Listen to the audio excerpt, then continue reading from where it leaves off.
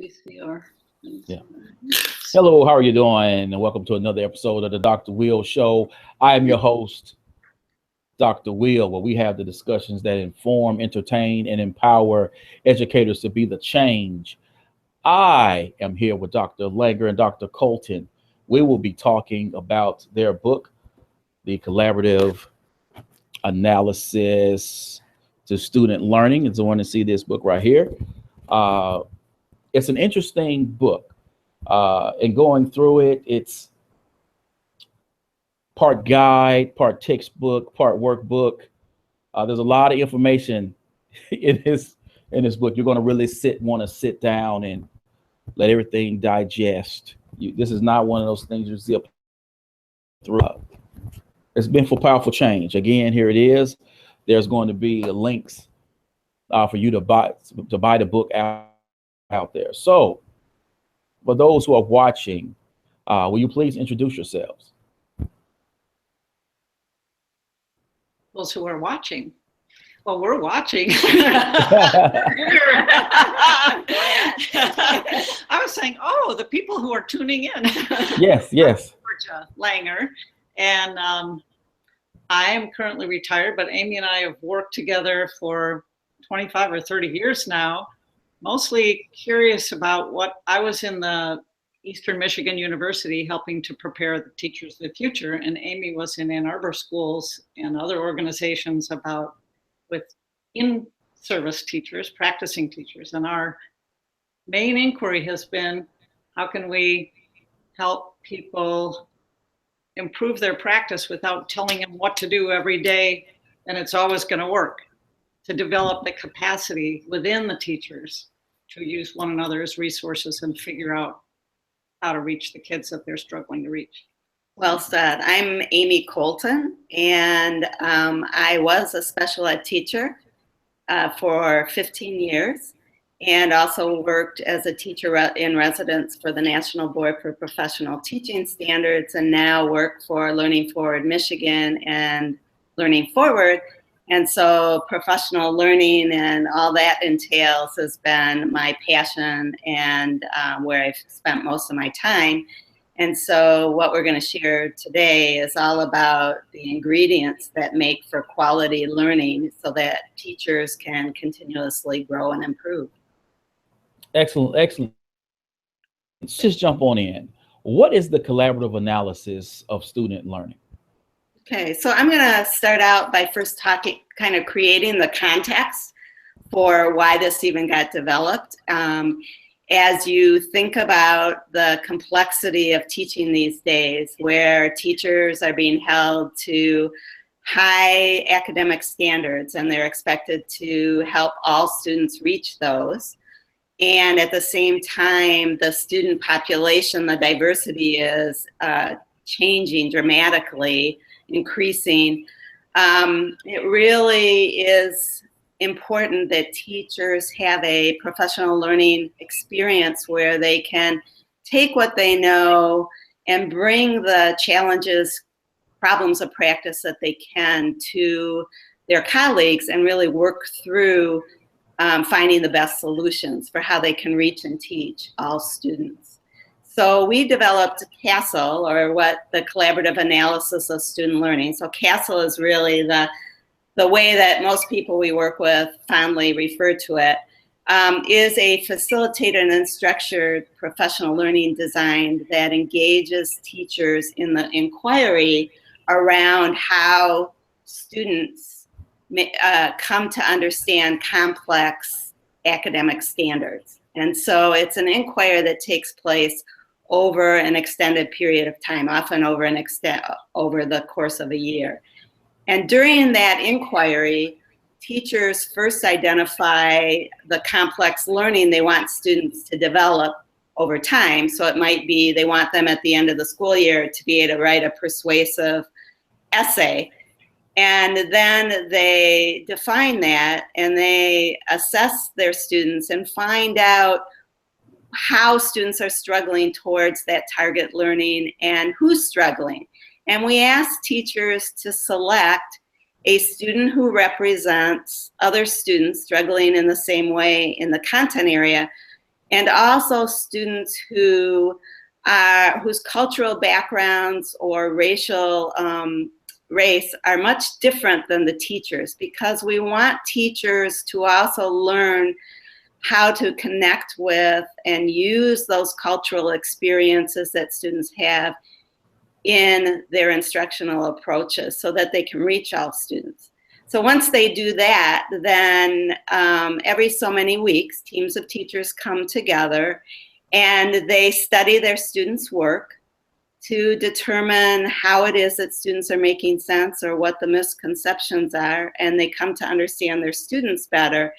And together they figure out how to address or connect the students with the content in more effective ways. And so it really, as they're doing this, they're not only developing their professional knowledge base about effective strategies, they're coming to understand their students better, and they're also coming to understand themselves better, because part of the dialogue that they have, or the conversations they have as they come to understand the work, is really becoming aware of some of the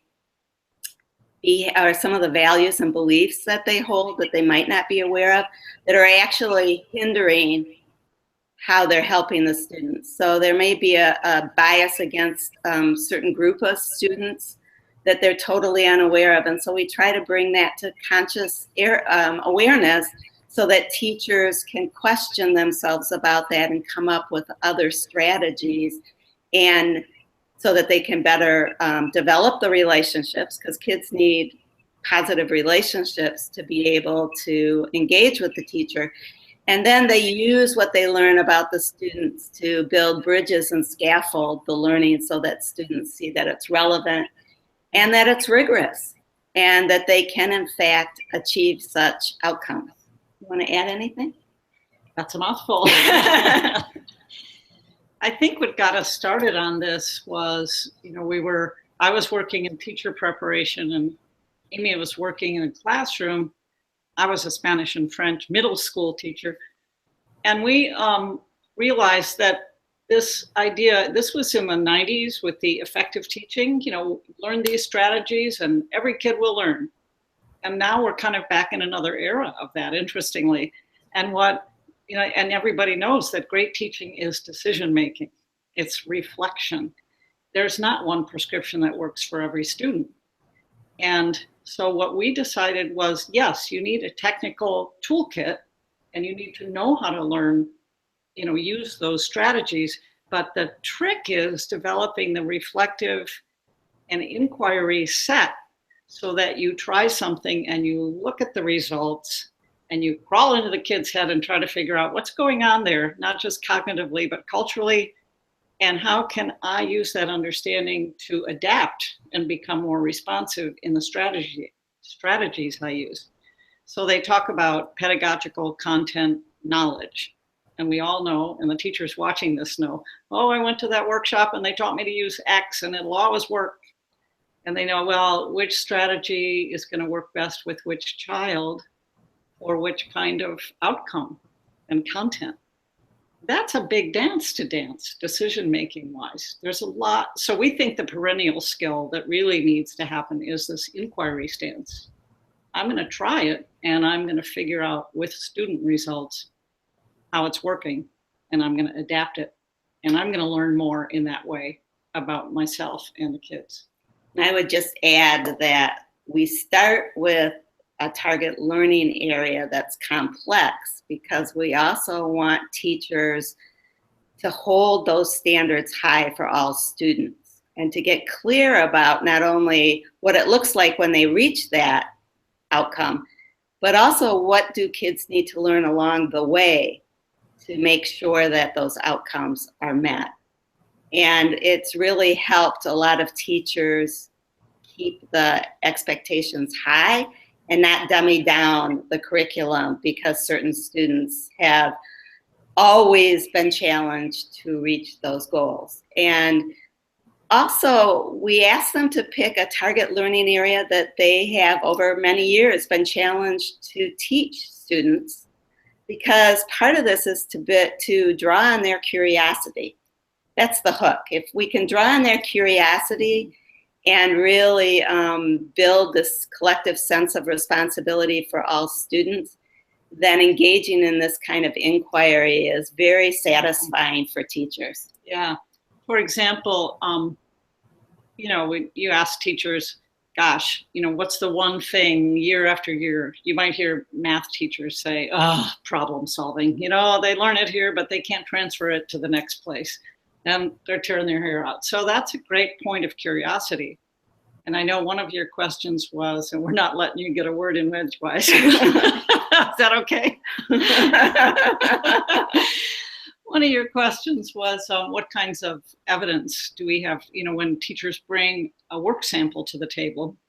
I have Joe, I picked him because our 6th grade, we've done this with all levels and different content areas too, but let's say 6th grade math problem solving is a problem in our, you know, school improvement plan.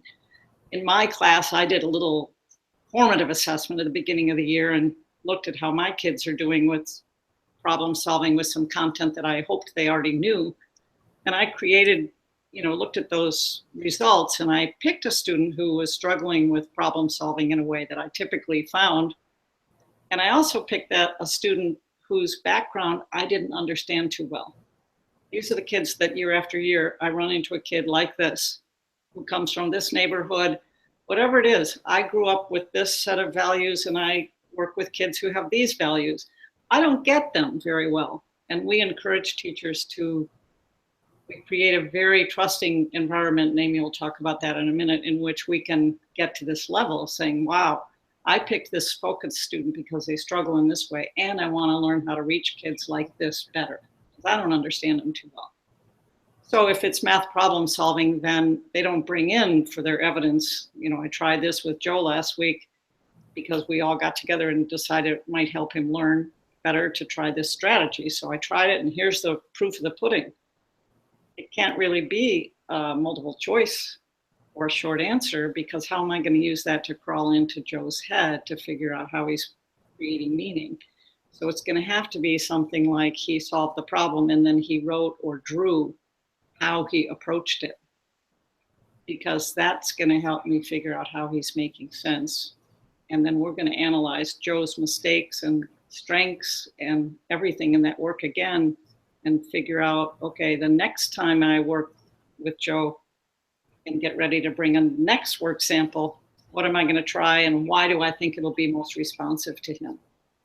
So that's the kind of work we bring, evidence, formative assessment. Okay, so in doing the research for the book, what has surprised you the most? Well, I've been the researcher. I mean, we've both done the research, but I'm a little more the numbers gal. We started this in the 90s, actually in Mississippi, in George County schools. And we had a whole district, and we were working with the elementary all the way through the high school. And we, what's great about this process is that teachers keep a portfolio where they show the initial beginning of the year evidence on their classroom formative assessment, initial assessment, and they show the end. And then they have the case study of the student all the way through with each work sample and how they reflected on it and what sense they made and so on. So you have quite a bit of evidence right there that you can use for research. And so, of course, the first thing we found was that people were getting very excited about their focus students and the relationships they were building with the focus students, and the focus students who knew they were selected by the teacher. And each teacher in the study group of 4 or 5 has a separate focus student that they bring to the group. So we found that the teachers were learning from one another as they were looking at different kids. So the understanding of how kids make meaning, the understanding of kids from different backgrounds of my own, how to adapt the instruction based on the student's needs and strengths. A lot of inquiry, how to inquire, that you don't just jump to a solution, you entertain multiple perspectives. And we'll talk about that in a minute too, that there's not just one answer.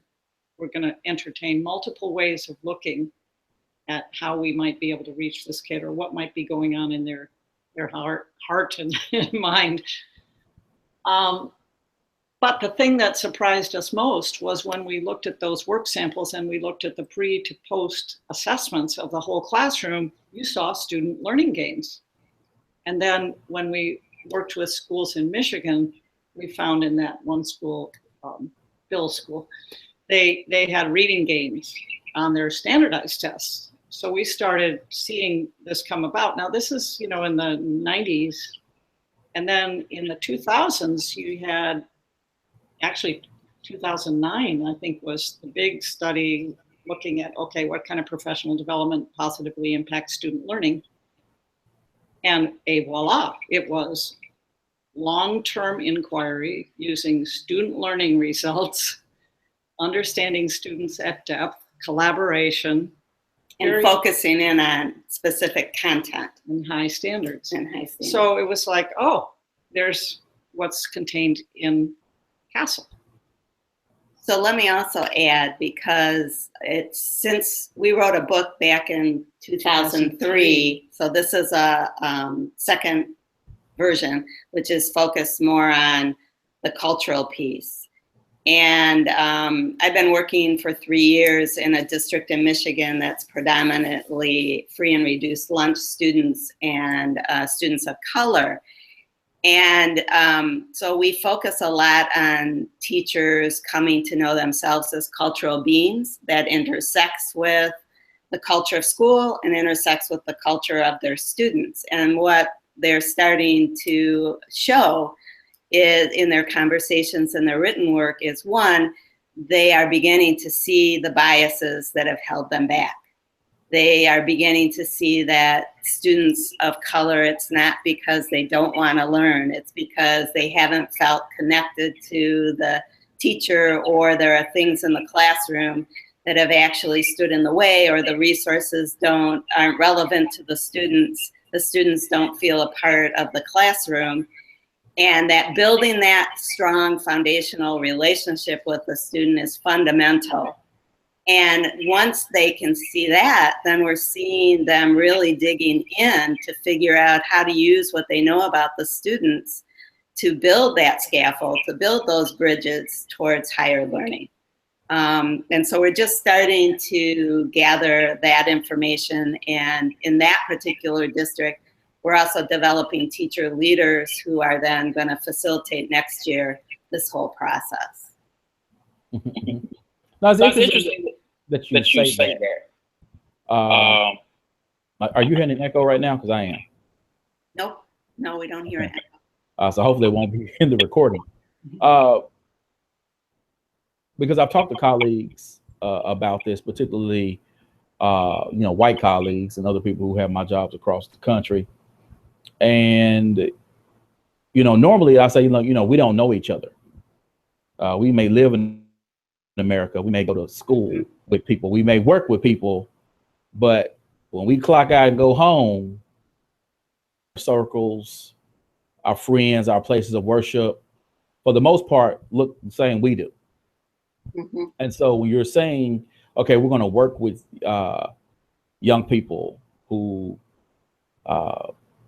may be different from us, different faiths, ethnicities, cultural backgrounds, and working with your teachers, I know they're getting to know their students and those things, but have you heard of any teachers just saying, hey, I'm going out to their communities, I'm going to these cultural events, I'm doing something to sort of expose myself personally mm-hmm. to something outside of the school, outside of my students as well? Right.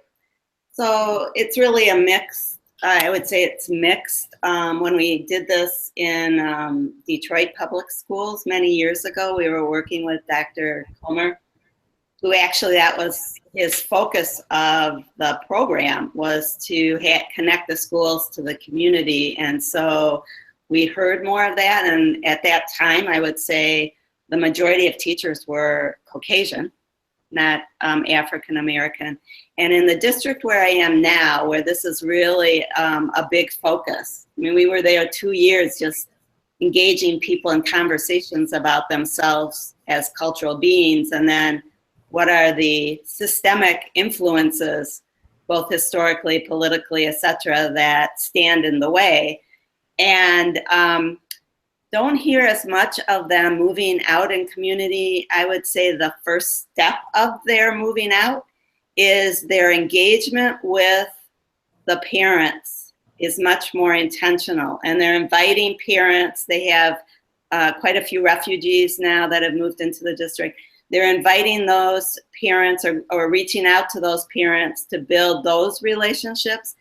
And I guess I would see that as the first step, because it's clear they're uncomfortable knowing how to interact or what to say or what to do, and that bridging and having these conversations. The other thing that's pretty amazing in that district is that many of the school board members come to either our CASTLE workshops or our workshops around cultural proficiency, and they bring in insights from the community. So right now they're the bridge to the community, and yet we have encouraged them, because this was a middle-class white community that borders on an inner city, and so there's a lot of mobility going on now. We've encouraged them to become more familiar with their community. I think we've taken baby steps.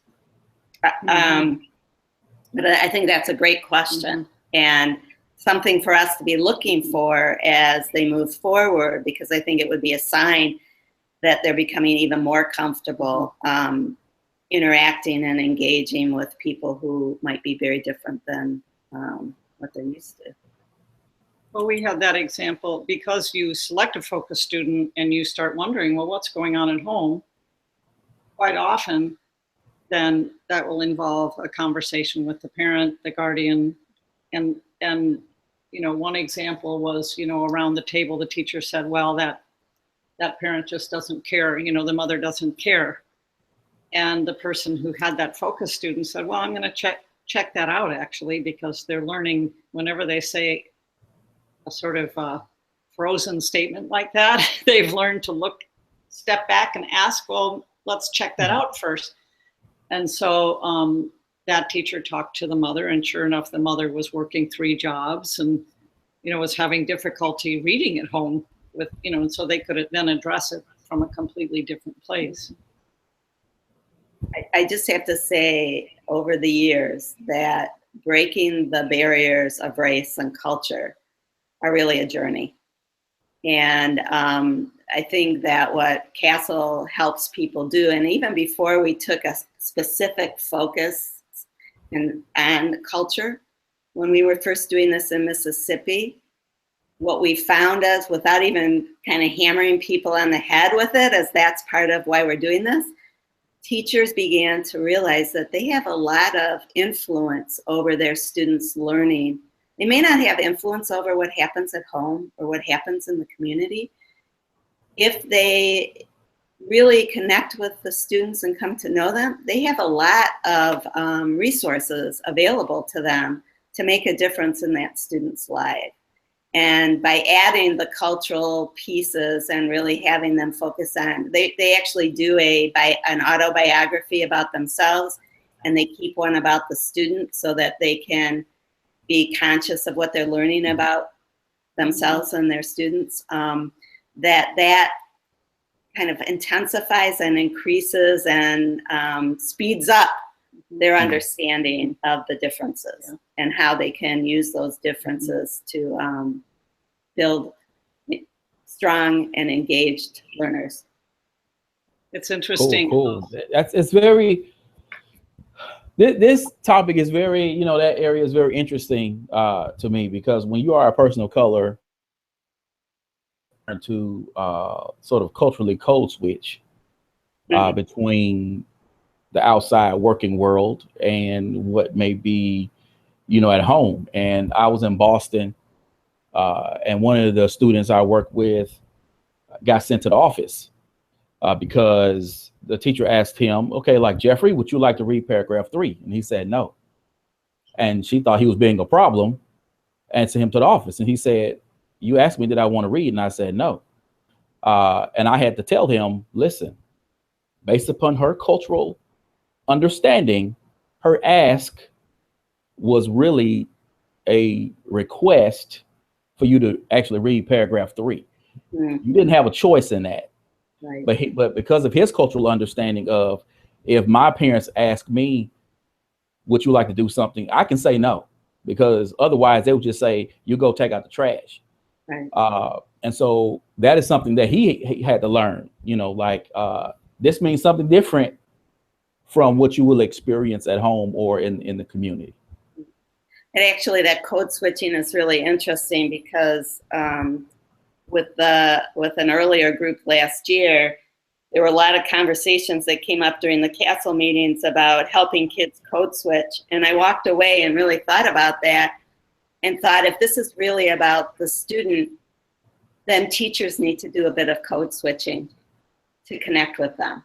So rather than always expecting the kid to be the one who understands and knows how to do it differently, the teacher needs to be more reflective and conscious of that, so that, again, it's building some connections and bridges. But if you think it's, you know, that the kid needs to change, or, you know, I've got to get the kid to behave so kids can learn, and it's always about kids kind of towing the mark, then I think you don't get to that curious spot of really coming to figure out how I can reach them and meet their needs better. It was kind of an eye-opener for me as I listened to that and kind of raised that with the teachers to talk about, you know, who are we in service of? And you can help kids understand those switches and those codes, and we've got to be appreciative of where they're coming from. Oh. I thought I turned my phone off. Better you than us. Yeah. Okay, so I want to move into this next piece. They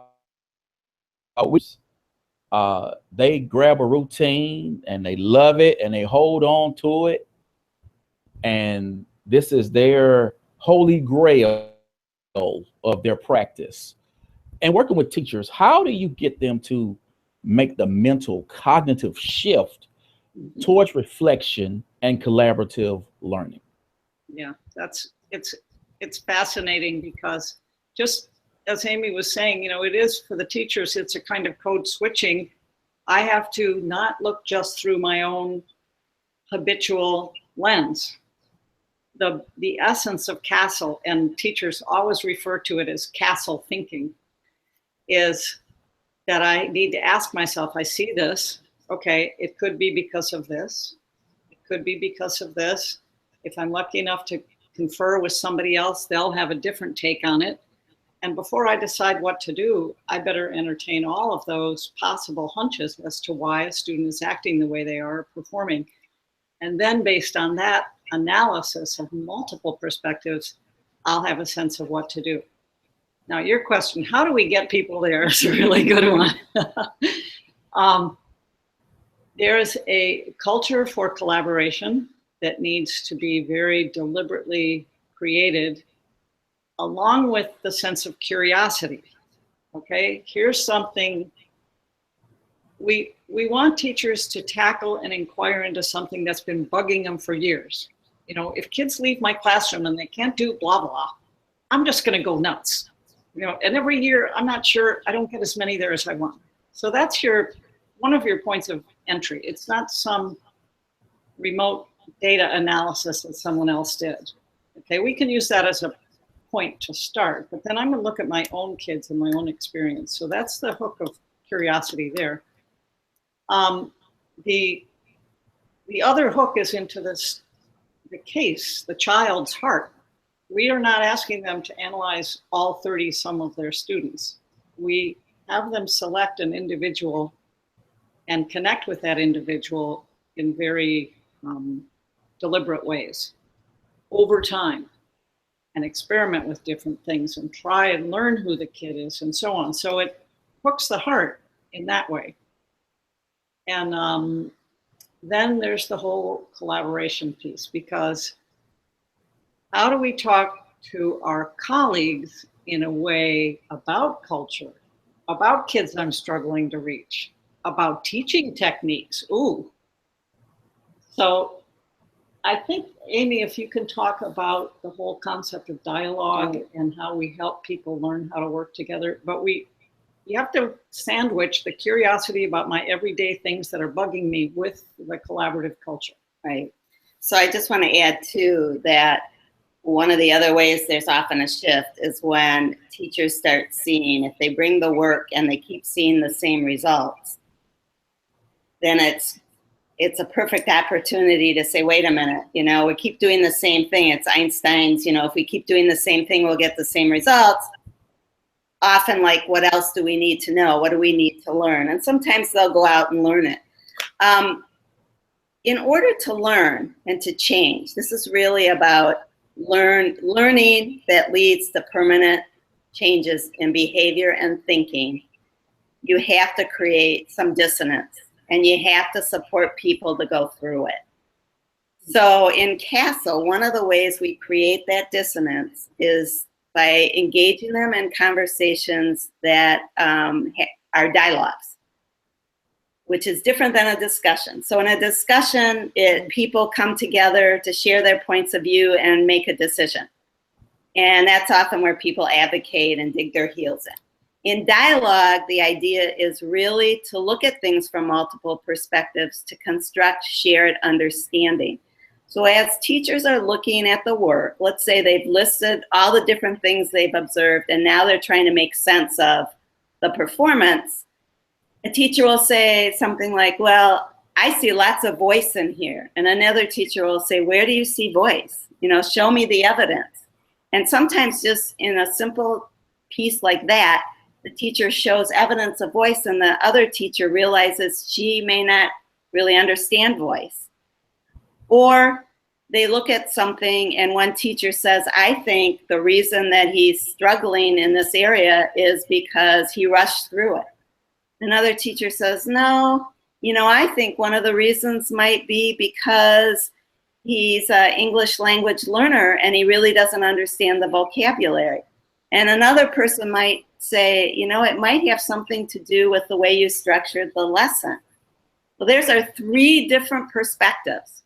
And these perspectives are put on the table. We say, put the idea on the table, but don't get on it with it. The idea being that when I put an idea on the table, it's there for us to look at. Nobody owns it. It's just one possibility. And by looking at things from multiple perspectives, all of a sudden what you often see is the teacher's eyes kind of go back in the back of his head, and it's, oh my God, I never thought of that. And that really is an opportunity to say, so what are you thinking? What did you hear? How is that different than what you thought?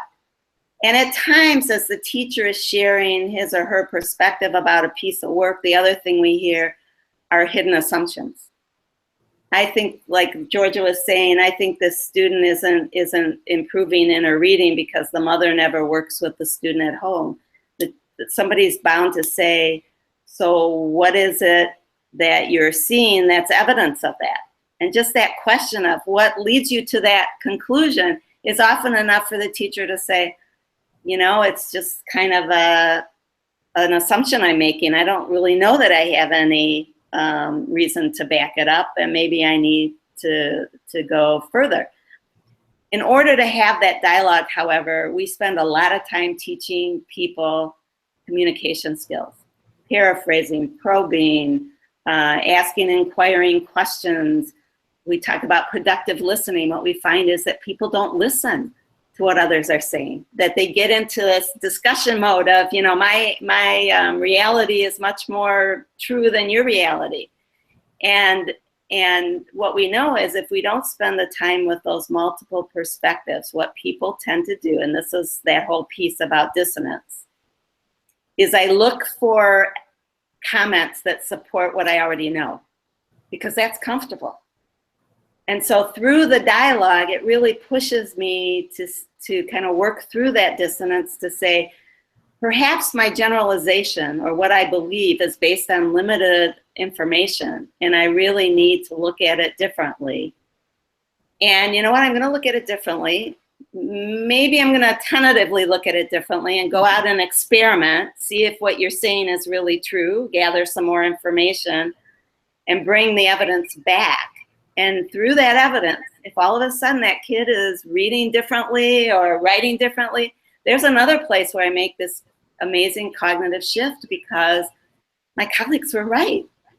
Their perspective actually was insightful and gave me some insights about my students that I hadn't had before. And we should point out what I learn about that one student I'm studying, I'm actually trying with a host of students.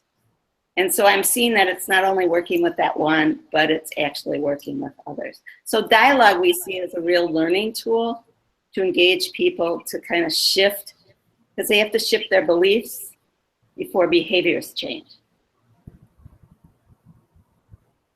So you're wondering, how do we create this environment? The reason we wrote the second book was because the first book was about that thick, sold a ton of copies, and it told teachers how to do the process, and we didn't have enough room to explain how to teach a facilitator to lead the process, or an administrator how to support the facilitators and the teachers doing the process.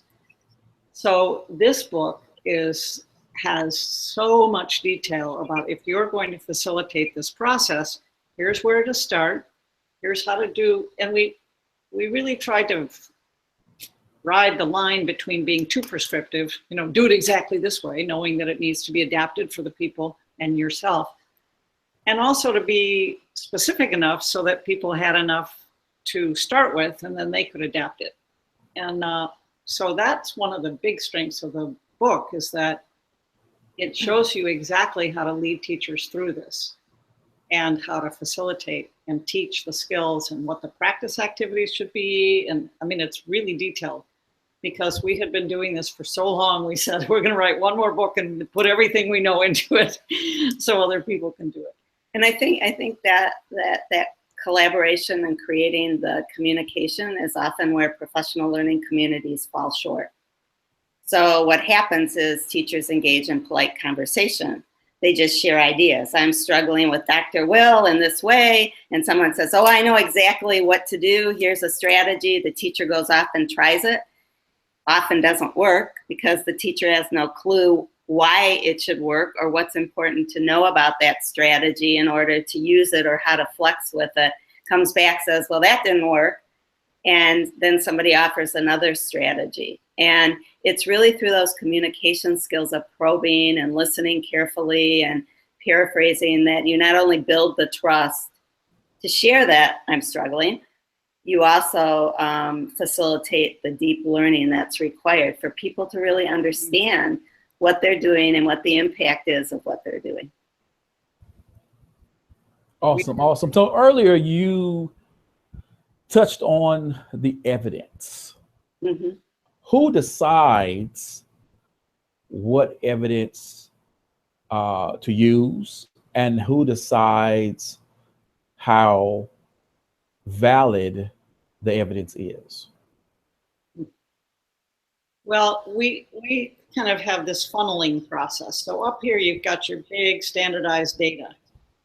So that's pretty valid. And it shows that the sixth graders are doing this way, and it disaggregates and it shows you who's not thriving and so on.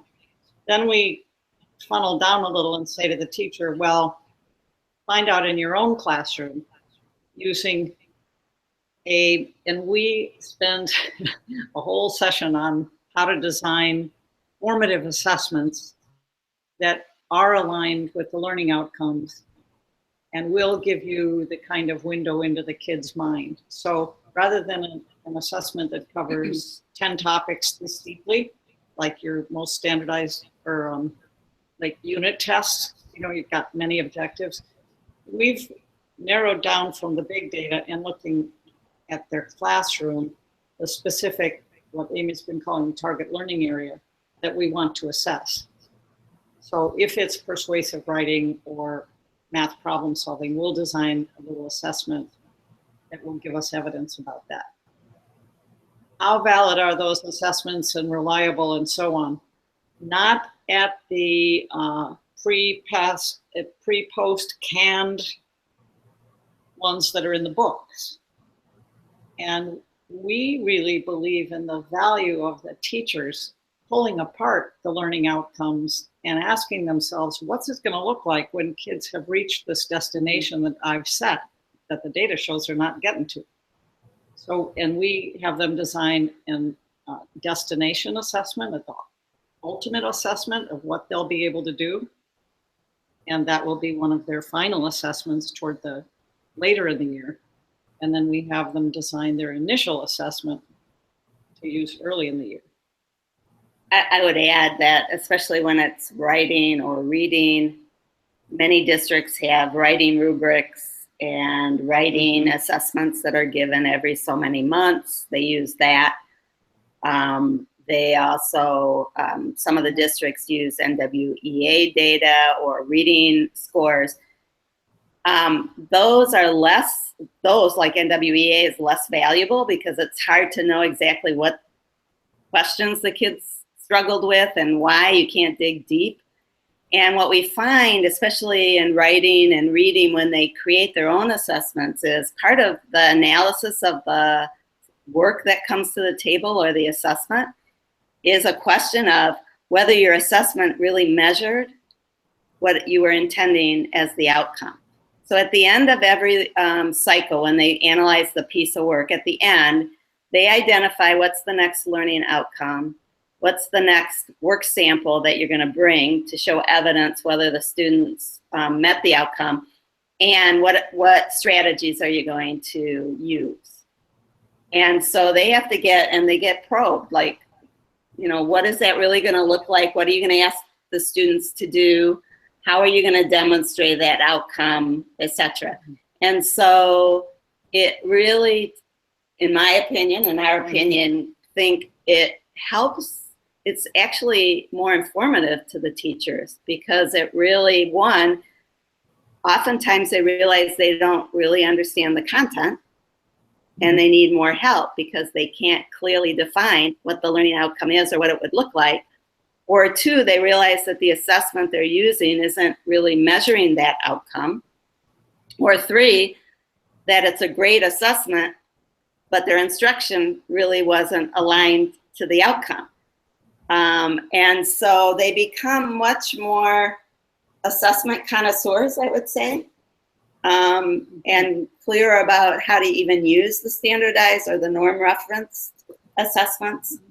They become a little cynical about some of those because they're not timely, at least not in our state. You know, they get their state assessment data back sometimes the year later or 7 months later, and it's, you know, long gone. But this really has them looking at their content, their assessment, their instruction, all those pieces of curriculum that you want to have aligned fairly closely. When they bring the work sample to the table at the next session, one of the first things they do is talk about the student. So we all refresh ourselves. We all have a copy of the student portrait or biography. We also then talk about why this work sample and then the criteria. What specifically are we looking for in here? What were you hoping to see? And what would that look like? And then every teacher at the table has a copy of the student work sample. And then we take some quiet time to look through and just observe, what do we see? And I should say that for all the processes we're talking about, we have these protocols, which are structured directions that each teacher can have in their hands that lead them through. And again, the facilitator and the teachers have flexibility with those, but we suggest that they don't miss a crucial step, like the analysis step of multiple perspectives. Awesome, awesome. So we've talked about the teachers, we've talked about the mindsets, culturally responsive learning. So now I want to get to the people whose job is to deliver the PD. Yeah. How would those individuals model and implement CASEL with their own practice? So first and foremost, I think it's really critical that they engage in their own inquiry and they talk about it. So this year I've been working with teacher leaders who are going through the process, because the first year we really think anybody who's going to lead it needs to engage in it, so they know where the challenges are, where the pitfalls are. They know how to listen to what they're hearing and when to ask questions and probe before they go into it. The other thing that a lot of people who are, let's say, professional development consultants who are thinking about implementing this, we often say just do a book study with people who might be interested. Get familiar with what it is and why it is and how it works. And then find a team of 4 or 5 teachers who are willing to kind of play with it and engage in it and experience it, because then they become this kind of the spokesperson for the process. So in one of the first places that I did it in Michigan, one of the administrators said, we really need something to work with the early elementary teachers on reading. And I just went in and I facilitated, it was probably 5 elementary teachers. And by the end of the school year, all the other teachers were saying, when do we get to do it? When do we get to do it? Because they heard how valuable the conversations were. I think the other thing is that need to be clear about what the priorities are for this kind of process and how this connects to student learning. And I think what's really critical here is to talk about, and as a professional learning consultant myself, we often say professional learning starts with the student learning needs. That what we tend to do is ask teachers what they would like to learn as opposed to what they need to learn. And so helping teachers understand that in designing professional learning, we do it backwards, and that this is one process that helps them identify what their students need and then identifies what their professional learning goals are, and that they can direct the process. I mean, that's the other thing, is really trying to give teachers agency, control over their own professional learning. And that's what this does, because teachers ask questions all the time. They ask it in the staff lounge. They ask it of one another. How do I meet this kid? Or how do I meet that kid? Or what should I do? To really capitalize on that curiosity and to say there's actually a way that we can answer those questions in a very structured way. It's been, when you read, when teachers do a portfolio, and it's not a onerous task, but at the end of the year we have a CASEL fair and teachers bring student work samples. They sit at tables and each one takes a turn and tells the story to maybe, and this would be in your first year, maybe you had those 5 teachers try it. Then the whole staff comes and one teacher who's been doing CASEL sits with a group who hasn't. And they have their notebook there and their example. Here's what my student grid looked like at the beginning of the year on all the kids on writing persuasive, and here's where it ended, and here's my focus student, why I picked and what I learned, and so on. Then they write, and sometimes I've used this as in teaching an actual course, college course. It's really useful because the documentation is all there. What's fascinating is how they write at the end in their final reflections about what they have learned about themselves. Never give up on a kid. We hear that again and again. We hear how much they loved learning with their other teachers, how much they appreciated the structure. They just seeing where kids start and where they end. Oh, many of the teachers, the only way they know is clearly the progress that students are making is like NWEA, they give it 3 times a year. Or a standardized reading assessment, they might give 2 or 3 times a year. A lot of times we hear at the end, one, they're extremely surprised that the students they thought would not achieve have, and that they feel like they have a better handle on the progress that's been made and why it's been made. Yep. Awesome, awesome. So before we go, what is your call to action? Those administrators who want to implement CASEL within their schools. Okay, so funny you should ask. In a week and a half, I'm going to the district where I've been working to help them realize the value of CASEL in creating culturally, in really reaching equitable learning outcomes. And one of their complaints was, and they really weren't involved through the year, but at the end of the year said they're concerned that this is going to take too much time, even though this is a district where PLCs meet every Wednesday morning. So it's in their contract. And what I'm going to say to them, I'm going to spend a lot of time with them about how do people learn, and kind of create the context like I did at the beginning of the year, that teachers are being asked to do an extremely complex job.